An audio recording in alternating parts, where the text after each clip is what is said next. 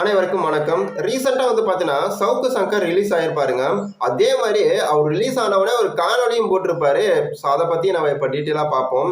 சவுக்கு சங்கர் அவர்கள் ரிலீஸ் ஆன பிறகு பார்த்தீங்கன்னா, ஒரு காணொளி போட்டிருப்பாரு. அதுல பார்த்தீங்கன்னா, அருண் ஐபிஎஸ் அப்படின்றவர பயங்கரமா பார்த்தீங்கன்னா, விமர்சிச்சு பார்த்தீங்கன்னா போட்டிருப்பாரு. அதே மாரி அவர் ரிலீஸ் ஆனார் பார்த்தீங்களா? ரிலீஸ் ஆகி வெளிய வந்த உடனே பிரஸ் மீட் பார்த்தீங்கன்னா, எல்லாரும் அதாவது எல்லா பத்திரிகையாளர்களும் போயிட்டு கேள்வி கேட்பாங்க. அப்படி கேள்வி கேட்கும்போது அவர் சிஎம் விஜய் அவர்களுக்கு ஆதரவாகவே பார்த்தீங்கன்னா பேசியிருப்பாரு.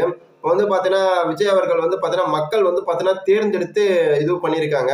இது உண்மையாவே பார்த்தீங்கன்னா வரவேற்கக்கூடிய ஒரு விஷயம் தான். இதை ரொம்பவே பாராட்டக்கூடிய விஷயம் தான் அப்படின்னு சொல்லிட்டு பார்த்தீங்கன்னா சவுக்கு சங்கர் அவர்கள் விஜய்க்கு ஆதரவா பார்த்தீங்கன்னா பேசிட்டு இருக்காங்க.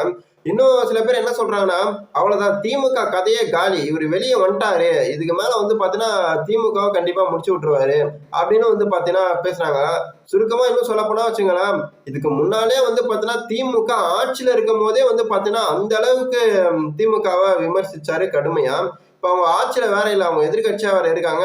இந்த ஒரு சமயத்துல இன்னும் பயங்கரமா விமர்சிக்க போறாரு அப்படின்னு சொல்லிட்டு அவங்க நிறைய பேர் பேசிட்டு இருக்காங்க. அப்புறம் ரீசெண்டா ஒரு காணொலியும் போட்டிருப்பாரு. அதுல அருண் ஐபிஎஸ் பாத்தீங்கன்னா பயங்கரமா பாத்தீங்கன்னா ஊழல் பண்ணியிருக்காரு, 100 கோடி கிட்ட பாத்தீங்கன்னா வாங்கியிருக்காரு அப்படின்னு பாத்தீங்கன்னா பேசிட்டு இருக்காருங்க.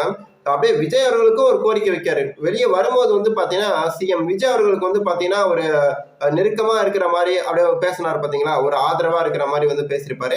இப்ப அப்படி பேசிட்டு உடனே பாத்தீங்கன்னா இங்க இது மாதிரி சிஎம் விஜய் அவர்களுக்கு நான் ஒரு கோரிக்கை வைக்கிறேன். அருண் ஐபிஎஸ்க்கு பாத்தீங்கன்னா இந்த துறையில பாத்தீங்கன்னா நீங்க பதவி வழங்கவே கூடாது அப்படின்னு பாத்தீங்கன்னா ஒரு பக்கம் பேசிட்டு இருக்காருங்க.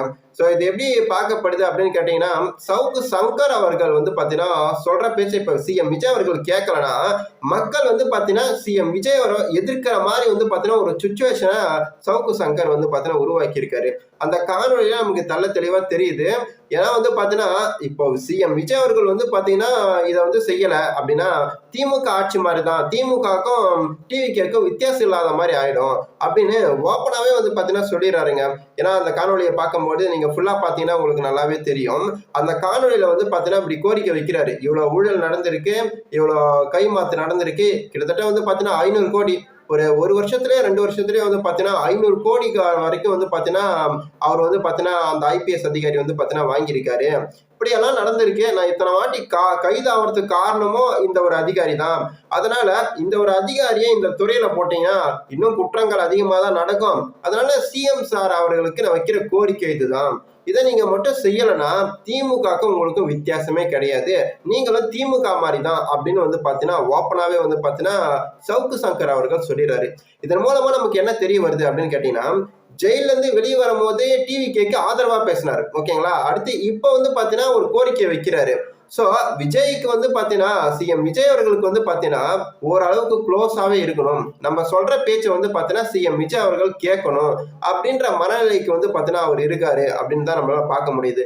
சப்போஸ் இப்போ பாத்தீங்கன்னா சிஎம் விஜய் அவர்கள் பாத்தீங்கன்னா இவர் சொல்றதை கேட்கலன்னு வச்சுங்களேன், இப்ப என்ன பண்ணுவார் அடுத்த காணொலியிலனா, சிஎம் விஜய் அவர்களை கண்டிப்பா அவ்வளவுதான், நான் பாத்தீங்களா இதை முன்னாலே சொல்லியிருந்தேன், இவ்வளவு சொல்லியும் சிஎம் விஜய் அவர்கள் இதை கேட்கலன்னா அப்போ அவருடைய மனநிலை எப்படி இருக்கு பாத்துக்குங்க. திமுகவுக்கும் இவருக்கும் என்ன வித்தியாசம்? இவ்வளவு சொல்றேன், இவ்வளவு ப்ரூஃப் நான் எடுத்து சொல்றேன், இவ்வளவு கோடி வாங்கியிருக்காருன்னு நான் சொல்றேன், இது எதுவுமே அவர் கேட்காத அவரு நம்ம என்ன சொல்றது அப்படின்னு சொல்லிட்டு அவர் மட்டும் அவர் வேலையை செஞ்சா அப்ப மக்களுக்கு என்ன இதுவு, மக்களுக்கு என்ன நியாயம் அப்படின்னு மக்களை ஃபுல்லா அவர் பக்கம் திருப்பி விட்டுருவாரு. ஸோ இதுதான் பாத்தீங்கன்னா அவர் வீடியோல பாத்தீங்கன்னா நம்மளால பார்க்க முடியும் தெளிவா. ஒண்ணு அவர் சொல்றதை செய்யணும், அப்படி செய்யலாம் நீ கெட்டவன் அப்படின்ற மாதிரி பாத்தீங்கன்னா ப்ரொஜெக்ட் ஆகுது. இது மாதிரி பாத்தீங்கன்னா அவர் பண்ணிட்டு இருக்காரு. சோ பாத்தீங்கன்னா இதை எப்படி எடுத்துக்கிறதுன்னு தெரியல. விஜய்க்கு அவர் சப்போர்ட் பண்றாரா அப்படின்னா இவர் சொல்றதை சிஎம் விஜய் அவர்கள் கேட்கணும் அப்படின்னு நினைக்கிறாரா? சப்போர்ட் பண்றதுன்னா பாத்தீங்கன்னா இப்படி எல்லாம் பண்ணியிருக்காரு, நல்லா வரவேற்க வேண்டிய விஷயம் அப்படின்னு பாத்தீங்கன்னா சொல்லலாம். ஆனா இவர் என்ன பண்றாருன்னா, நான் சொல்றத சிஎம் விஜய் அவர்கள் கேட்கணும், நான் சொல்ற கோரிக்கையை அவர் நிறைவேற்றணும். அப்படி நிறைவேற்றலன்னா அவரும் திமுக ஒண்ணுதான், அப்படி இல்லைன்னா இவர் மக்களுக்கு எதிராக பாத்தீங்கன்னா மாத்துற மாதிரி இவர் பண்றாரு. ஒண்ணு ஆதரிக்கணும், அப்படி இல்லைன்னா எதிர்க்கணும். ரெண்டுமே இல்லாம இவர் சொல்றத பாத்தீங்கன்னா சிஎம் கேட்கணும் அப்படின்னு சொல்லிட்டு இவர் ஆசைப்படுற மாதிரி பேசுறாருங்க. இப்படி ஒரு பக்கம் பாத்தீங்கன்னா சவுக்கு சங்கர் அவர்கள் பண்ணிட்டு இருக்காரு. அவர் காணொலி போட்டாலே பாத்தீங்கன்னா எல்லாரும் ஓடி போய் பாக்குறாங்க, அவர் சப்போர்ட்டர்ஸும் போய் பார்ப்பாங்க, அவருக்கு ஆப்போசிட்டா பேசுறவங்களும் பார்ப்பாங்க. ஏன்னா இவர் என்ன சொல்றாரு, என்னதான் சொல்ல போறாரு அப்படின்னு சொல்லிட்டு பாக்குறது கண்டிப்பா போவாங்க.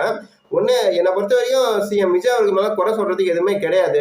ஏன்னா ஒரு சிஎம்க்கு வந்து பார்த்தோன்னா நம்ம வந்து உத்தரவு போட வேண்டிய அவசியமே கிடையாது. ஒரு தனிநபரா ஒரு மக்களுடைய கோரிக்கையா வச்சா அது பிரச்சனை கிடையாது.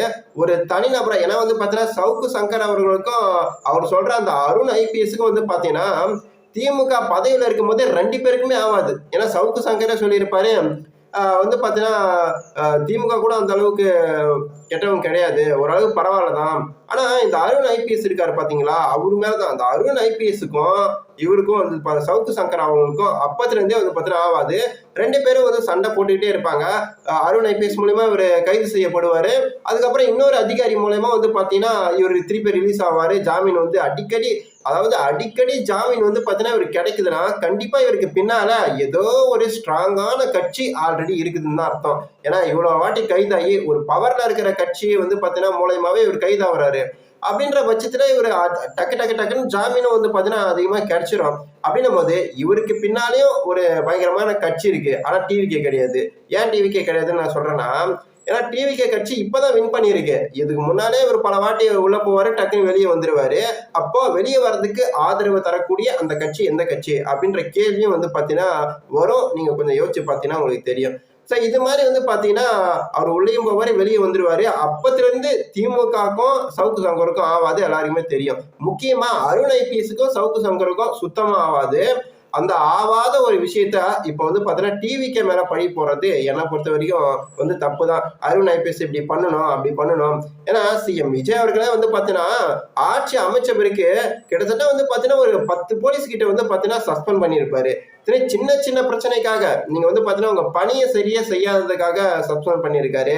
இது மாதிரி 5 போலீஸ், அதாவது ஒரு பெண் வந்து பாத்தீங்கன்னா ஒரு பாலியல் குற்றத்துக்கு 5 போலீஸ்காரர்கிட்ட கம்ப்ளைண்ட் பண்ணியிருப்பாங்க. 5 பேரும் அதுக்கு ஆக்ஷன் எடுத்துக்க மாட்டாங்க. 5 பேரும் ஒரே நாள்ல ஒரே நேரத்திலே சஸ்பெண்ட். எப்படி சிஎம் விஜய் அவர்கள் பார்த்து வந்து பாத்தீங்கன்னா போலீஸ் அதிகாரிய ஸ்ட்ரிக்டா வந்து வச்சிட்டு இருக்காரு. அப்படின்ற ஒரு சமயத்துல அவருக்கே அவர் சுயமா யோசிச்சு அவருக்கு அந்த முடிவு எடுக்க தெரியும். நம்ம வந்து பாத்தீங்கன்னா ஒரு தனி நபரா இவர்கிட்ட இந்த கோரிக்கையை வைக்கிறோம், இதை பண்ணாதான் இவரும் திமுகவும் ஒண்ணு, இவர் மக்களுக்கு எதிரானவர் அப்படின்னு சொல்லிட்டு ஒரு தனி நபரா நம்ம குற்றம் சாட்ட வைக்கிறது ரொம்பவே ஒரு தப்பான விஷயம். எனக்கு என்னவோ இந்த விஷயத்தெல்லாம் பேசுறதுக்கு தான் ஸ்டார்டிங்ல வந்து பாத்தீங்கன்னா டிவி கேக்கு முட்டு கொடுக்குற மாதிரி ஒரு இது பண்ணிட்டு போனாரு. ஏன்னா அந்த அளவுக்கு ஒரு புத்திசாலி தான் அவரு. இப்ப கூட நான் அவரை குறை சொல்ல, அவரு சிஎம் விஜய் அவரை வந்து பாத்தீங்கன்னா அந்த அளவுக்கு வந்து பாத்தீங்கன்னா கெட்டவரா காமிக்க கூடாது அப்படின்றது தான். ஏன்னா அவருக்கு ஒரு வாய்ப்பு கொடுக்கலாம், இன்னும் காலங்கள் இருக்கு. இப்பதான் வந்து பாத்தீங்கன்னா கொஞ்ச நாள் ஆயிருக்கு, இன்னும் 5 வருஷம் இருக்கு இல்லையா, அதுக்குள்ளே அவர் திமுக அப்படின்னாலும் சொல்ல வேண்டிய அவசியம் வந்து பாத்தீங்கன்னா கிடையாதுன்னு தான் நான் நினைக்கிறேன். பொறுத்திருந்து பார்ப்போம் சவுக்கு சங்கர் இன்னும் என்னென்ன பண்றாரு. இவர் டபுள் கேம் ஆடுறாரா, இல்ல வந்து பாத்தீங்கன்னா அப்படியே வந்து பாத்தீங்கன்னா நம்ம சொல்றதை கேட்கலாம் கெட்டவன் அப்படின்ற மனநிலைக்கு வராரா, இல்ல உண்மையாவே இவர் நடுநிலையா இருக்காரா அப்படின்னு சொல்லிட்டு இப்பதான் ஒரு வீடியோ போட்டிருக்காரு. டிவிக்கு பத்தி என்னென்ன போறாரு அப்படின்னு சொல்லிட்டு நம்ம பொறுத்திருந்து வந்து பாத்தீங்கன்னா பார்ப்போங்க. நன்றி, வணக்கம்.